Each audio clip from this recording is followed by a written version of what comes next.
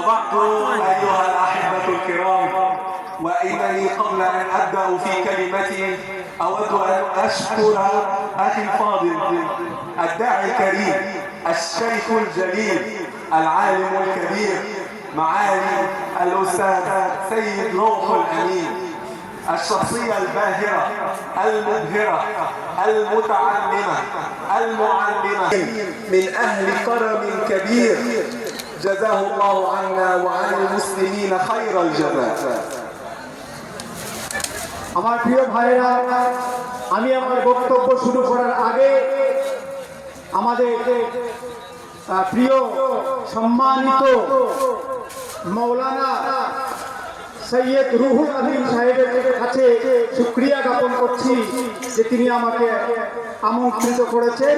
তিনি একজন অত্যন্ত জ্ঞানী ব্যক্তি, তিনি অত্যন্ত অতিথিপরায়ণ ব্যক্তি, তিনি একজন শিক্ষাপ্রেমী ব্যক্তি।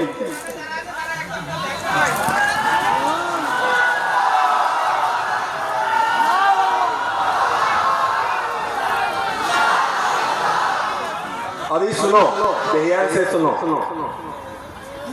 الآن سوف نتحدث عن شيء مهم جدا في تاريخ المسلمين وعقيدتهم وفقههم.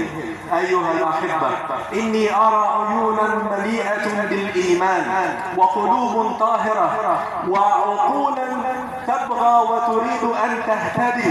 الله عليه وسلم هذا الرجل له مدرسة عظيمة في الفقه والتجديد، ولذلك أنا أدعوكم قبل أن أبدأ كلمتي بأن نتفق على أن نهتدي على الفهم الصحيح لكتاب الله وسنة نبيه التي لم تكن يوما ضد التطور والحداثة، بل أننا أصبحنا بعيدين جدا عن حقيقة الدين الإسلامي وسنة نبينا صلى الله عليه وسلم.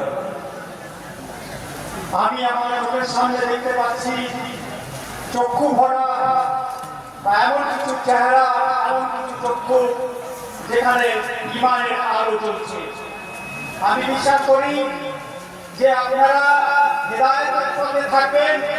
আল্লাহর কিতাবকে মানার পর, আল্লাহ রাসূলের হাদিসকে মানার পর আমাদের সামনে রয়েছে প্রিয় শেখ রুহুল আমিন সাহেব।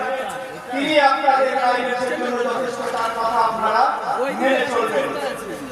তিনি তার একটা নির্দিষ্ট চিন্তা ভাবনা আছে শিক্ষা নিয়ে। আমরা যদিও এখানে ঈমানের আলোচনা করছি, ঈমান নিয়ে সবসময় আলোচনা করছি, কিন্তু একটি বিষয়ে আমরা পিছিয়ে পড়েছি, আধুনিকতার দিকে আমরা পিছিয়ে পড়েছি এবং শিক্ষার জগতে আমরা পিছিয়ে পড়েছি। শিক্ষার জগতে এগিয়ে নিয়ে যাওয়ার জন্য মৌলানা রুহুল আমিন সাহেবের যে দৃষ্টিভঙ্গি, সেই দৃষ্টিভঙ্গি নিয়ে তিনি যেভাবে চলবেন আপনারাও তার সাথে চলবেন। أحبتي في الله، إن خير الكلام كلام الله عز وجل، وخير الهدي هدي نبينا